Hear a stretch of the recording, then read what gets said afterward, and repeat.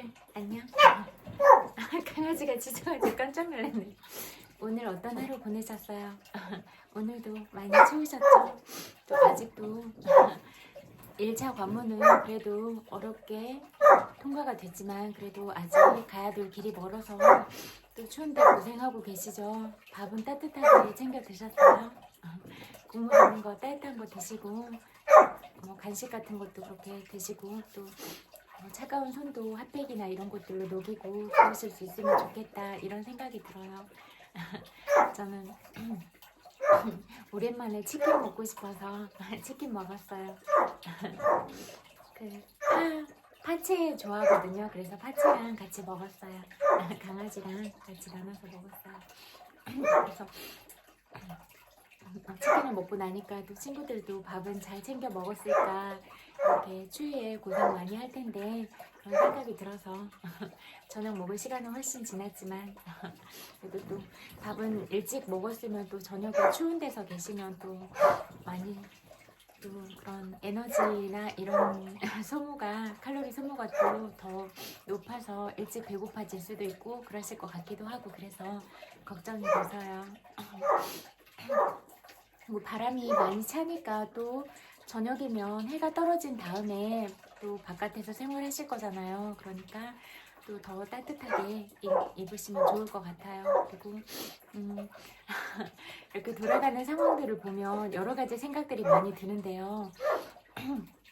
가장 중요한 건 이 문제의 근본이 되는 부분이 어떤 부분일까, 그렇게 가장 기본적인 부분에 접근을 하면 될 것 같거든요. 그냥 어떤 나의 이득이나 어떤 내가 소속해 있는 어떤 단체나 그런 부분들에 대한 그런 영리를 조금 뒤에 두고라도 생각을 해본다면 뭐 계엄이라는 이런 사태가 일어나서 이렇게 탄핵이 되는 국면까지 가게 됐잖아요. 그러면 만약에 이렇게 생각을 해보는 거예요. 계엄령을 내린 이 부분이 합당한가? 이 부분도 첫 번째로 잡고 가면 될 것 같거든요. 그러면 합당하다고 생각을 하세요. 그리고 이 계엄령이 시행이 됐을 때 뭐 사살하라는 그런 명령도 있었고 국회의원들 잡아다가 지하 벙커에 가둬두라 이런 명령들도 있었고 또 다른 전남 지역에 있는 군부대들도 이렇게 다시 집결하면 언제든지 집결할 수 있는 그런 상황들도 있었고 또 2차 계엄에 대해서도 생각을 하기도 했었고 또 북한의 공작인 것처럼 해서 누구를 죽여라 그런 명령도 있었고 또 실질적으로 북한을 도발을 해서 전쟁을 일으키는 그런 내용도 있었고 이렇게 여러 가지 사안들이 있었잖아요. 그러면 또 돌아가 볼게요. 그러면 이런 계엄령이 내려지기 전에도 우리가 가장 어렵게 안고 있는 문제가 뭐였을까요? 그 부분부터 생각을 해볼게요. 그러면 우리는 계엄령이 없었을 경우에 우리가 가장 당면한 문제는 경제 문제였어요. 그래서 자영업하시는 분들이 가게가 많이 닫혀 있었고 닫게 됐고 또 대기업도 여러 가지 그런 어려움이 있어서 인원을 감축시키거나 또 수출하는 면에서도 여러 가지 그런 판로들에 대해서도 제약을 받고 있고 이런 상황이었잖아요. 그러면 여기서 우리나라 현안을 한번 볼게요. 그러면 우리나라가 이렇게 대기업들이 수출을 하고 그렇게 경제적인 수익을 벌어들이는 그런 부분들이 크잖아요. 그리고 또 이렇게 또 불안한 시점으로 계속 가니까 그러면 다른 외국에서 우리나라를 믿고 투자하는 그런 부분들이 이런 심각한 이런 내란 속에서 우리한테 투자를 할 것인가 이런 부분들을 본다면 안 할 거잖아요. 그리고 외교적인 부분도 다 막혔잖아요. 지금 전시 상황처럼 그렇게 심각한 상황이고 하니까 자국민의 안전이나 또 스스로 본인들에 대해서도 안전이 확보가 안 되니까 그런 외교 사절단들도 오지 않고 멈췄잖아요. 그러면 우리는 외교적인 문제도 막혀있고 가장 중요한 경제적인 문제도 막혀있어요. 그리고 또 여행객들도 안 올 거잖아요. 불안한 상황에. 그러면 그것도 마찬가지로 경제적인 관점이랑 연결이 되는 거고 그러면 이런 모든 것들이 다 가로막히는 상황이고 아까 첫 번째 이런 일이 일어나지 않았더라도 첫 번째로는 경제 위기가 있었고 그러면 가장 중요한 건 경제를 바로잡고 이렇게 우리 민생을 안정화시키는 방향으로 가야 되는데 아예 역방향으로 계엄령을 내려서 정말 더 국민들을 충격과 공포에 떨게 하는 그런 상황들을 만들어 버린 거잖아요. 그리고 우리는 그런 것들을 겪어보지 못한 세대들이지만 60대 넘으신 그런 분들은 이미 겪었던 분들이잖아요. 그것도 몇 번을 겪어서 그렇게 힘든 부분들도 너무 많고 정신적인 그런 트라우마나 이런 게 잊혀지지가 않을 것 같거든요.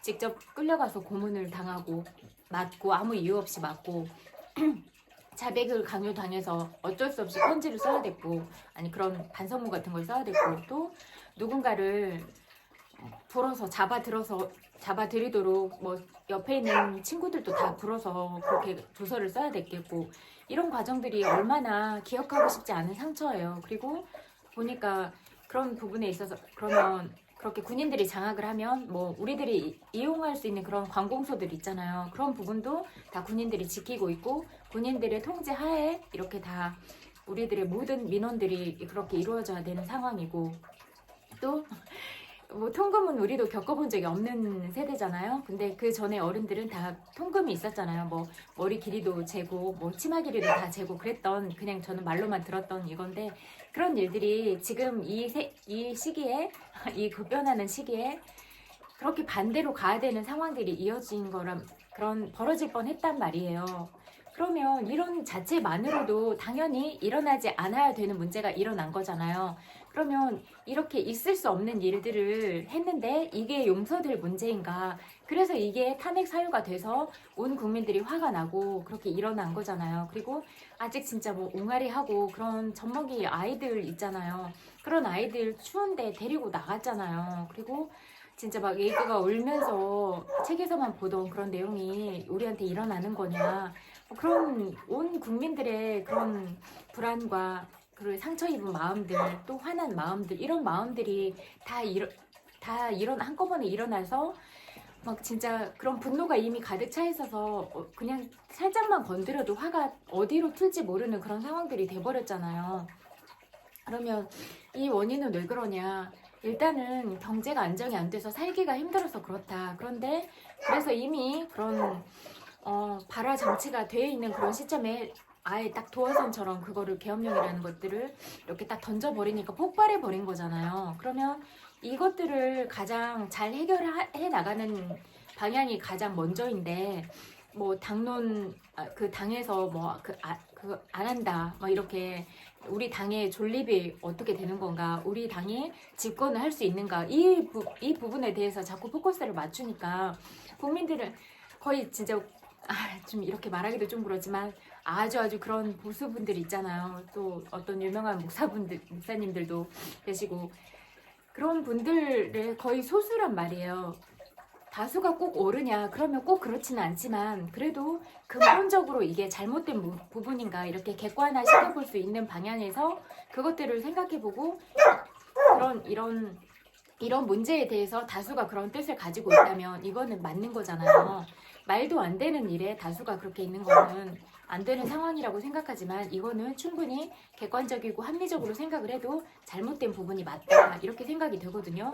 그러니까 뭐 그러면 다 이런 것들이 이루어져서 누구는 사살당하고 뭐 북한에서 그렇게 한 것처럼 그런 피해를 입은 것처럼 그래서 뭐 북한 그런 군인들의 옷도 갖다 놓고 그런 것들도 다 있었단 말이에요. 그런 계획 내용에.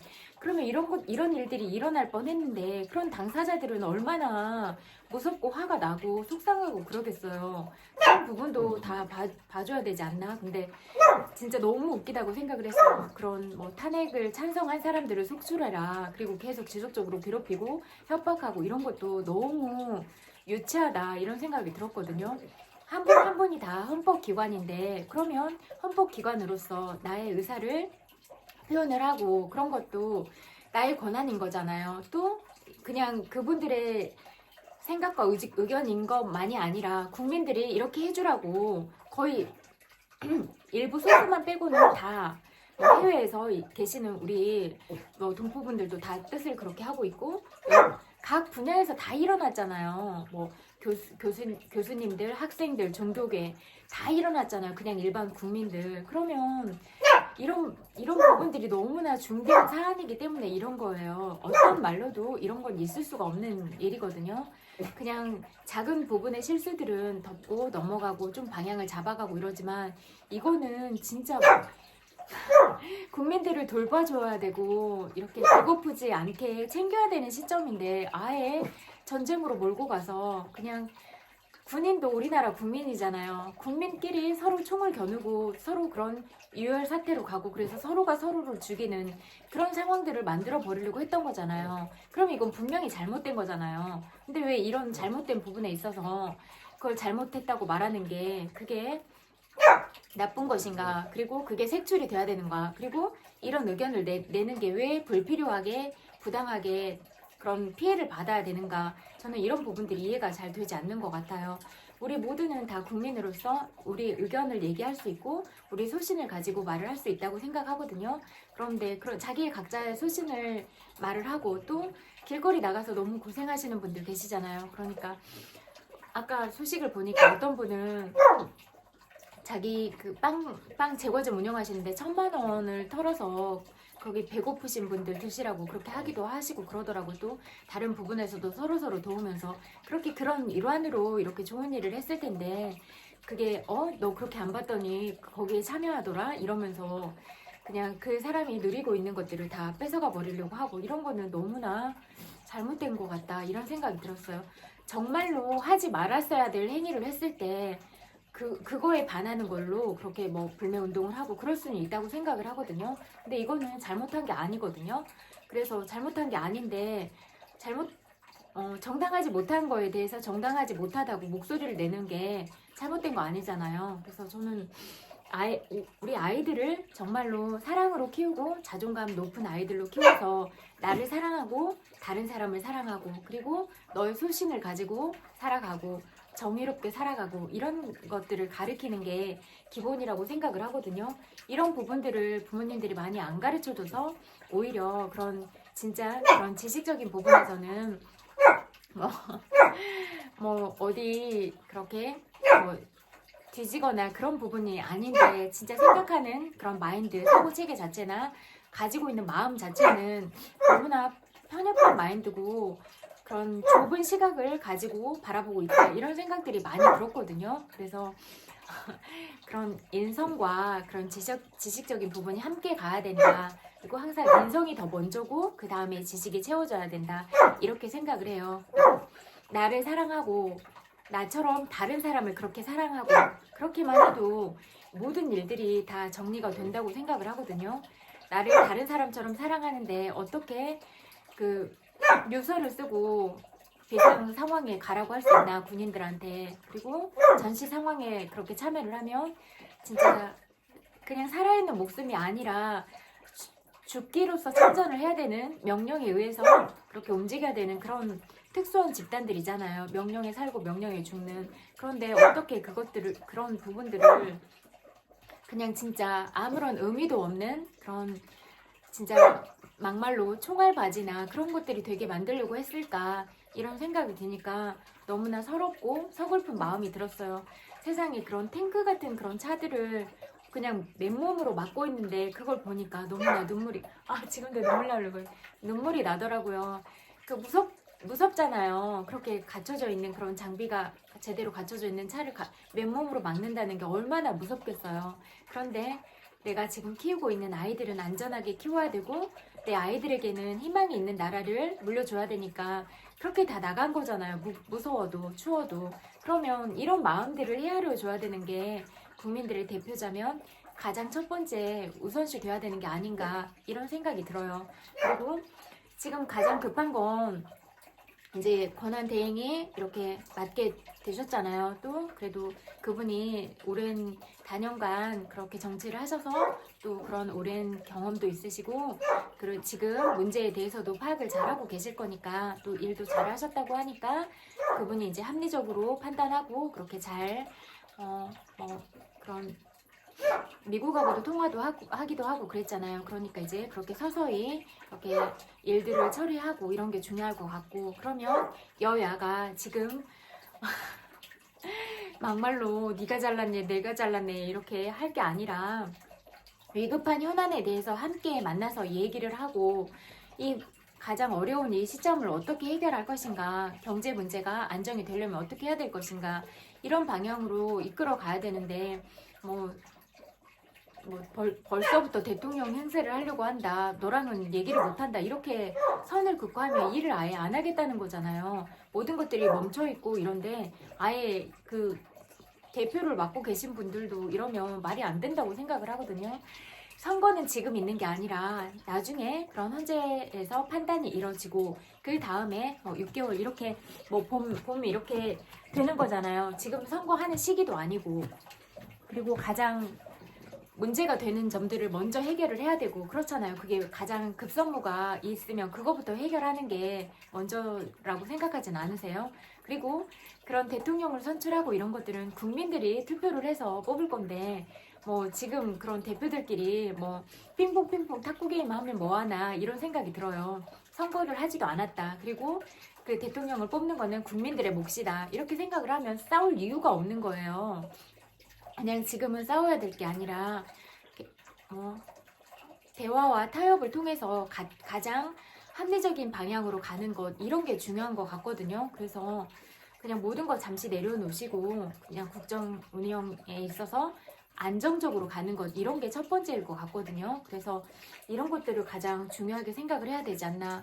보니까 농민분들도 너무 화가 나가지고 트랙터 다 몰고 나오시더라고요. 여러 각 지역에서.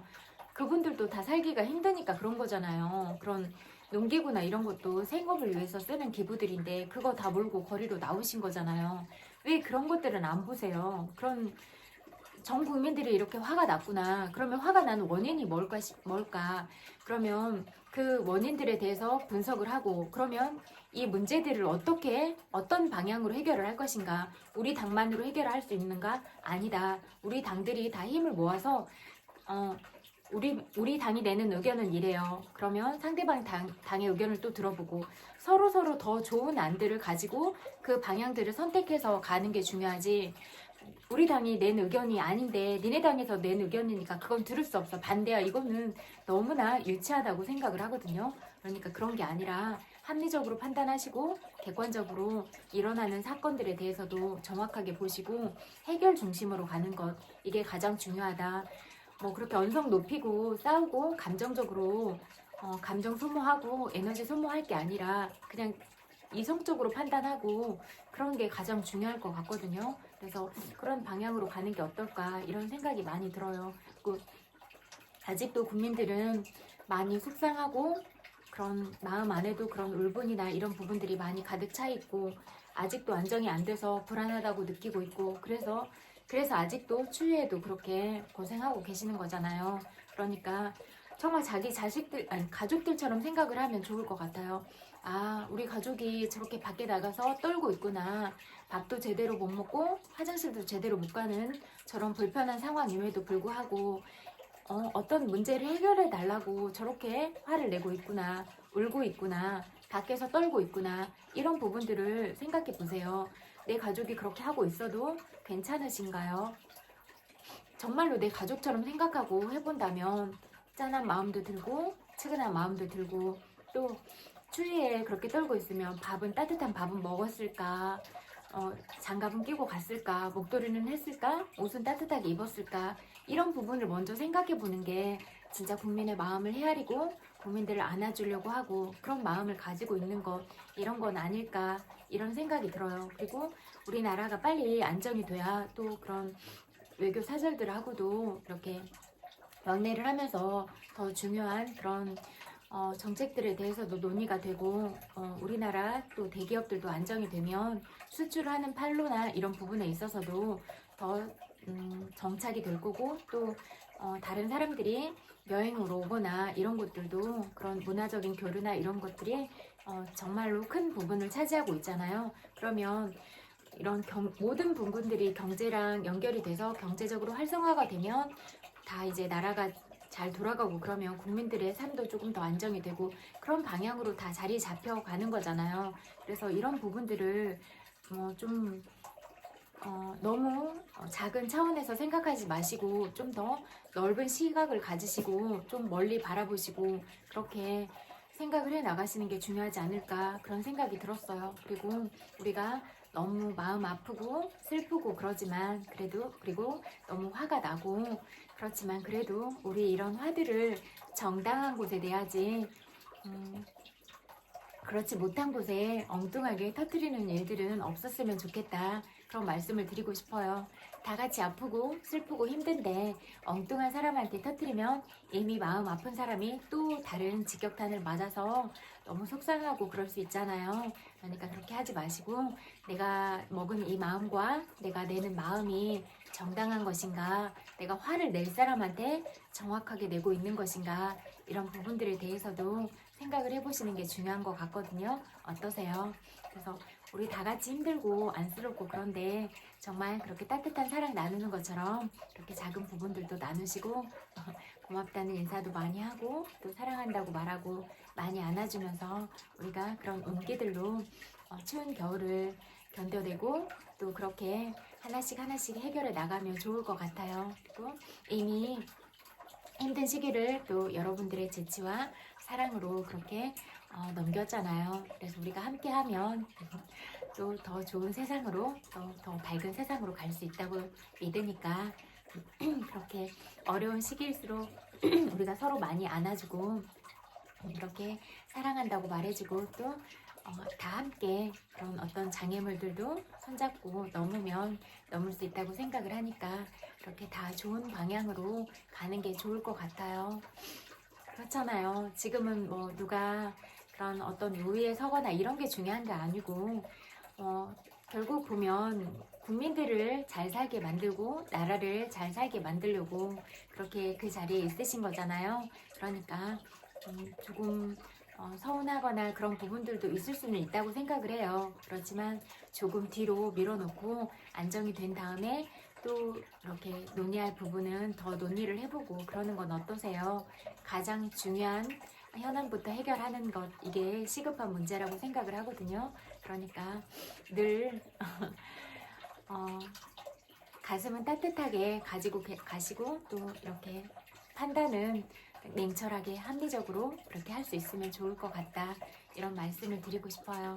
어떠세요? 그리고 정말 어린 친구들이 너무나 소신을 가지고 있고 또 그런 아름다운 재능들을 가지고 있고 그런 모습들을 보면 미안하잖아요. 미안하기도 하고 짠하기도 하고, 우리가 어른들로서 아이들에게 어떤 아름다운 그런 유산들을 나눌 수 있을 것인가, 그렇게 정신적인 그런 유산과 아름다운 가치들을 어떤 부분에서 주려고 할 것인가, 이런 게 중요할 것 같거든요. 그래서 내 아이라면 내가 어떤 마음을 주고 갈 것인가, 내가 없는 이 세상에서도 어떤 마음으로 살아가려고 하고 싶은가, 어떤 생각과 어떤 가치관, 그리고 그런 것들을 늘 생각해보고 이렇게 내 아이도 중요하고 다른 사람의 아이도 내 아이들처럼 그렇게 소중히 여기고, 그렇다면 우리가 그 누구에게도 함부로 말하거나 함부로 행동하거나 그럴 수는 없을 것이다, 그런 말씀을 드리고 싶어요.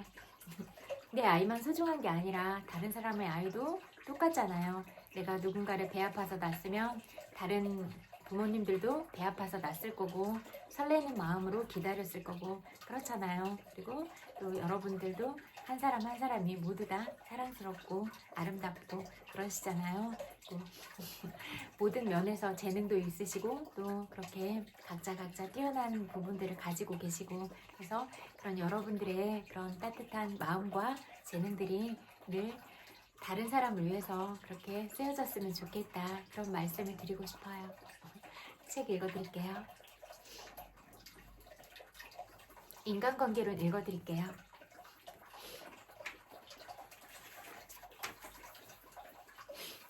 명령을 좋아하는 사람은 없다. 최근에 미국 전기 작가 중에서도 베테랑이라고 할 수 있는 아이다 타벨과 저녁을 먹었다. 내가 이 책을 쓰고 읽는 중이라고 말하자 화제가 자연스럽게 다른 사람과 잘 지내는 방법으로 바뀌었다. 그녀는 O1D 영의 전기를 쓰면서 영씨와 같은 사무실을 3년 넘게 같이 썼던 사람을 인터뷰했던 일을 들려주었다. 그 사람은 3년 동안 한 번도 O1D 영이 다른 사람에게 직접 명령을 내리는 모습을 보지 못했다고 말을 주었다. 영은 언제나 명령이 아닌 제안을 했다. 오원 D.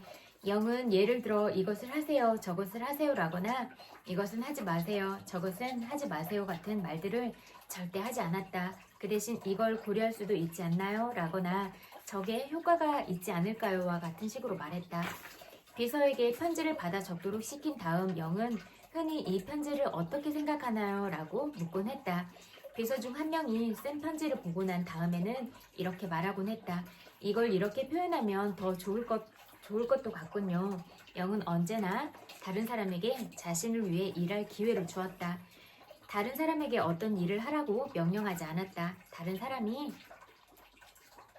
그를 위해 어떤 일을 하도록 내버려 두었다. 그리고 그 사람들이 실수를 통해 배우게 만들었다. 이 방법은 다른 사람들로 하여금 잘못을 쉽게 고칠 수 있게 해준다. 이 방법은 다른 사람의 자부심을 해치지 않으면서 그 사람이 중요한 사람이라는 느낌을 준다.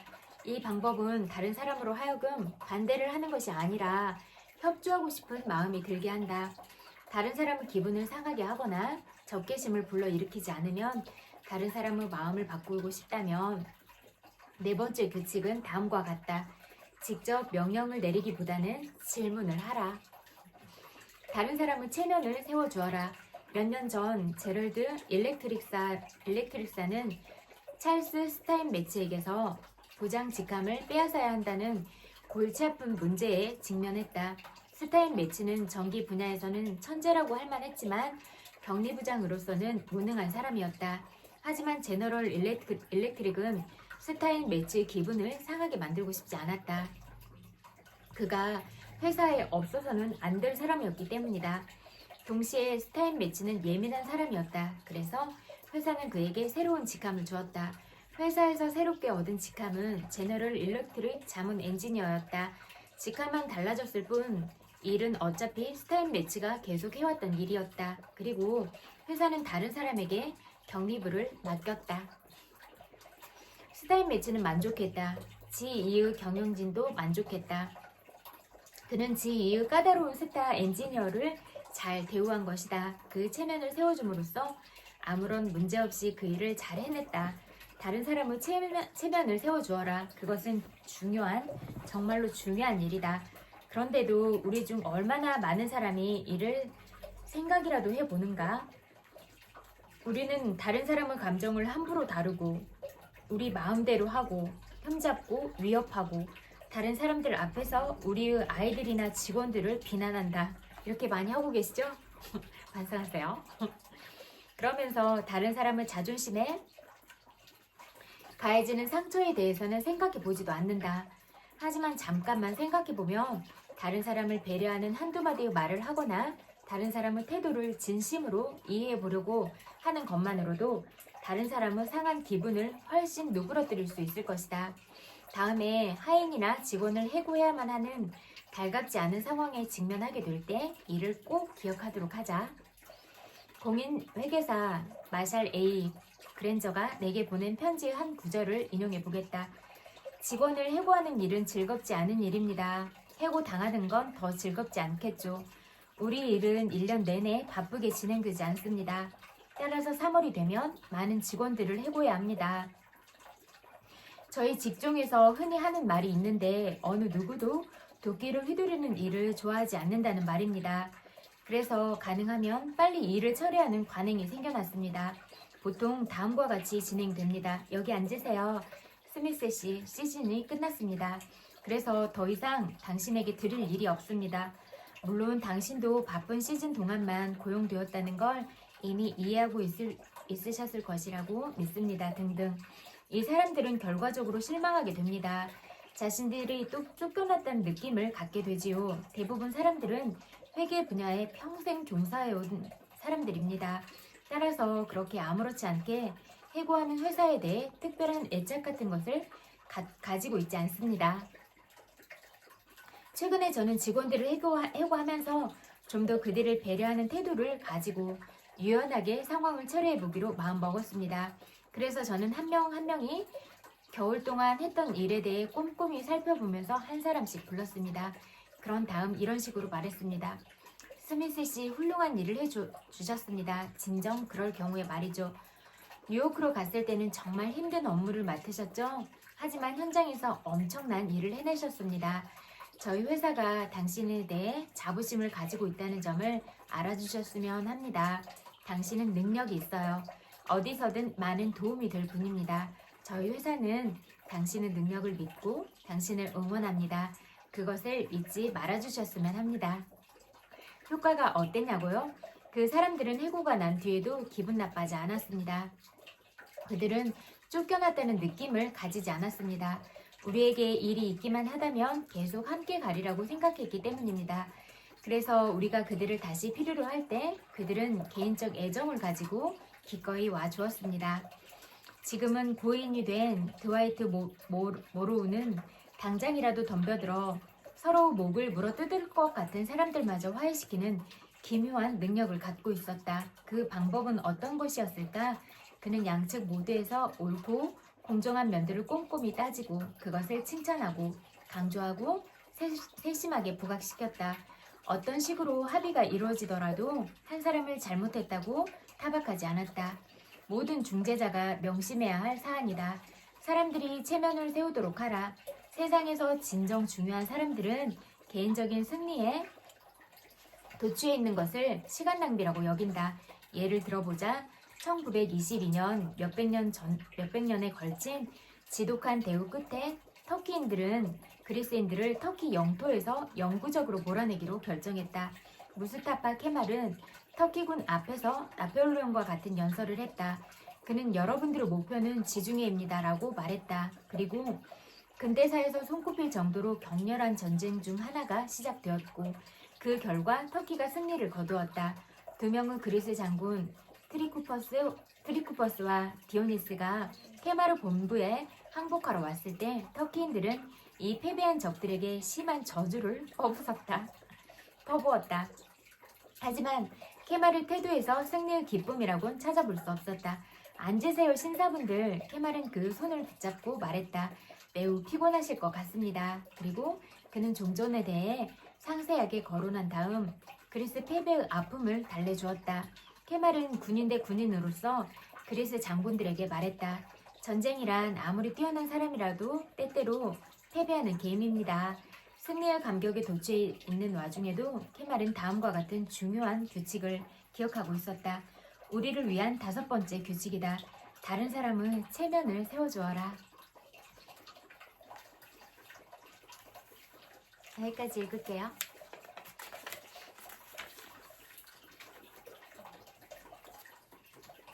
소년이 온다 읽어드릴게요. 소년이 온다 이처럼 슬픈 일들을 겪으신 분들이 계시잖아요. 이런 분들의 마음을 이해하고 헤아려 주려고 하는 노력들이 필요할 것 같아요.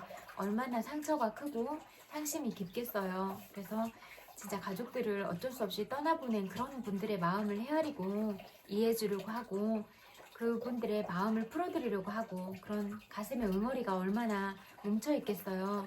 그런 마음을 풀어주려고 하는 것 그리고 다독이면서 함께 가려고 하는 것 이게 가장 중요한 문제인 것 같거든요.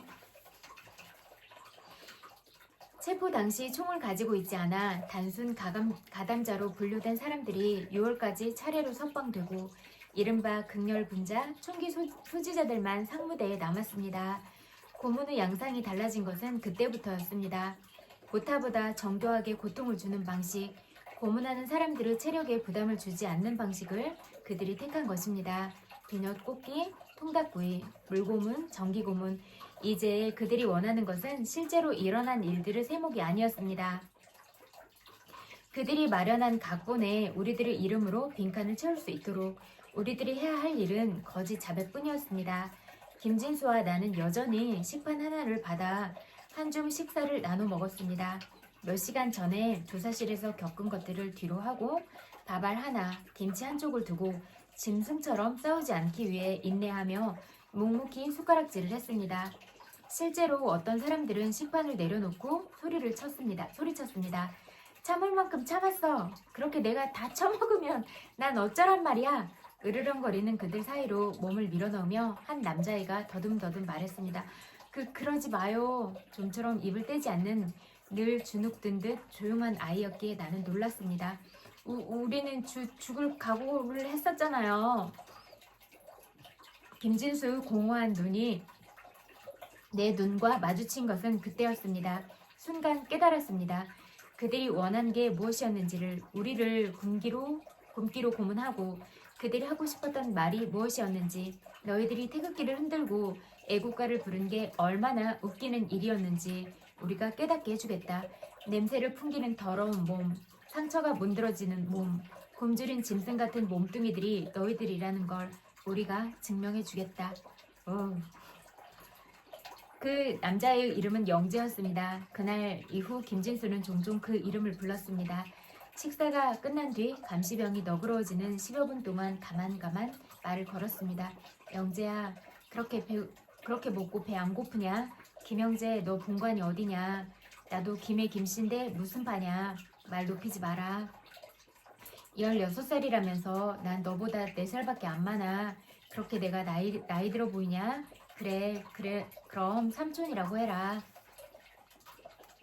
어차피 학렬로 내가 조카니까. 두 사람이 주고받는 시시콜콜한 대화를 옆에서 들으면서 그 아이가 초등학교만 마치고 3년째 외삼촌은 목공소에서 기술을 배우고 있었다는 걸 알게 되었습니다.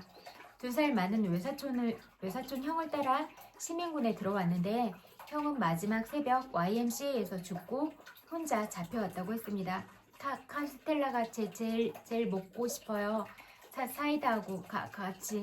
외사촌이 죽던 이야기를 하면서도 울지 않던 그 아이는 뭐가 먹고 싶냐는 말에 주먹으로 눈 언저리를 문지르며 대답했습니다. 눈을 문지르지 않는 그 아이의 왼 주먹, 꽉 움켜진 그 손가락들 사이에 약솜이 끼워져 있는 것을 나는 묵묵히 바라봤습니다. 생각하고 또 생각했습니다. 이해하고 싶었기 때문입니다. 어떻게든 내가 겪은 일들을 이해해야 했기 때문입니다. 묽은 진물과 진득한 고름, 냄새나는 침, 피, 눈물과 콧물, 속옷에 지린 오줌과 똥, 그것들이 내가 가진 전부였습니다. 아니, 그것들 자체가 바로 나였습니다. 그것들 속에서 썩어가는 살덩어리가 나였습니다. 지금도 나는 여름을 견디지 못합니다. 벌레 같은 땀이 스멀스멀 가슴팍과 등으로 흘러내리면 내가 살덩이였던 순간들의 기억이 고스란히 돌아와 있는 걸 느끼며 깊은 숨을 쉽니다. 이를 악물고 더 깊은 숨을 쉽니다. 어휴. 각진 강목이 어깨축지와 등허리 사이로 비집고 들어와 자신을 고든 물성대로 활짝 펴지며 내 몸을 비틀 때 제발 그만 잘못했습니다. 헐떡이는 1초와 1초 사이 손톱과 발톱 속으로 그들이 송곳을 꽂아 넣을 때 숨 들이쉬고 뱉고 제발 그만 잘못했습니다. 신음 1초와 1초 사이 다시 비명. 몸이 사라져 주기를. 지금 제발 지금 내 몸이 지워지기를. 우리가 조서를 쓰던 여름부터 가을까지 작은 단층 블록 건물 하나가 상무대 공터에 세워졌습니다. 어디로도 우리를 이송하지 않고 재판하기 위해 새로 군법 재판소를 지은 것입니다. 갑자기 쌀쌀해진 10월 셋째 주 최종 조서가 넘어간 지 열흘 만에 재판이 열렸습니다. 그 열흘간 처음으로 우리들은 고문 없는 수감 생활을 했습니다. 몸 구석구석의 상처들이 서서히 아물며 검붉은 딱지가 앉았습니다. 하루에 2번씩 닷새 동안 재판이 열렸던 걸로 기억합니다.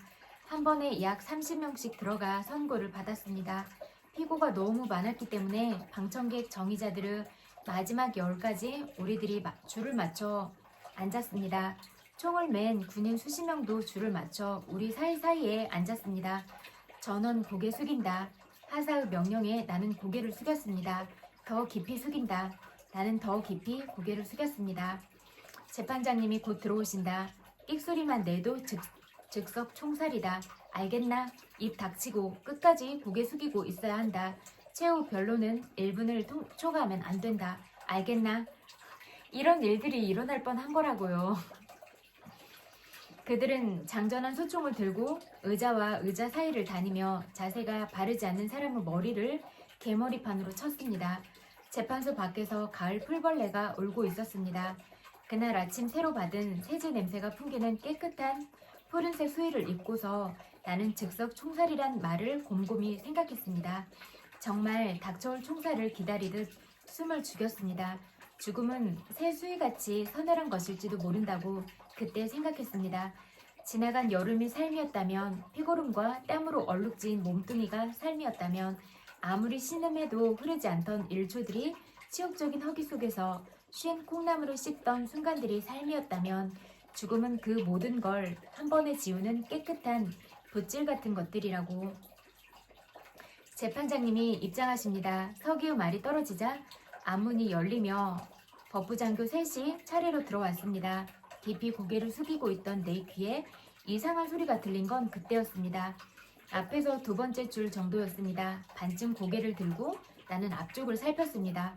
누군가가 소리 죽여 흐느끼듯 애국가 첫 소절을 부르기 시작하고 있었습니다. 그가 어린 영재라는 걸 깨달았을 때 누가 먼저랄 것 없이 이미 합창이 시작돼 있었습니다. 자력에 이끌린 것처럼 나도 따라 불렀습니다. 죽은 듯이 고개를 숙이고 있던 우리들이, 땀과 피와 고름이었던 우리들이 조용히 노래하는 동안 어째서였는지 그들은 제거하지 않았습니다. 소리치지도 개머리판으로 머리를 내리치지도 위협했던 대로 벽으로 몰아내어 총살하지도 않았습니다.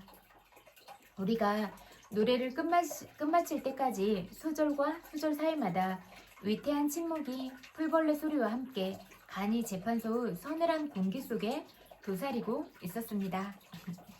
나는 9년형을, 김진수는 7년형을 언도받았습니다.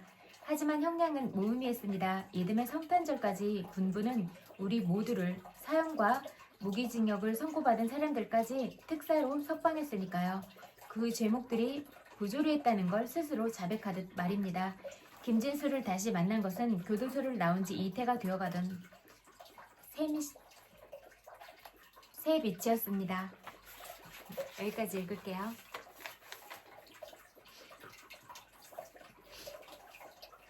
하루 한 장 삶에 새기는 논어 읽어드릴게요. 우리는 누구나 선한 마음을 지니고 있다. 공자가 말했다. 인이 멀리 있는가? 내가 인하고자 하면 인이 당장 이르는 것이다. 공자는 우리가 인하고자 하는 의지가 있다면 인을 행할 수 있다고 말한다.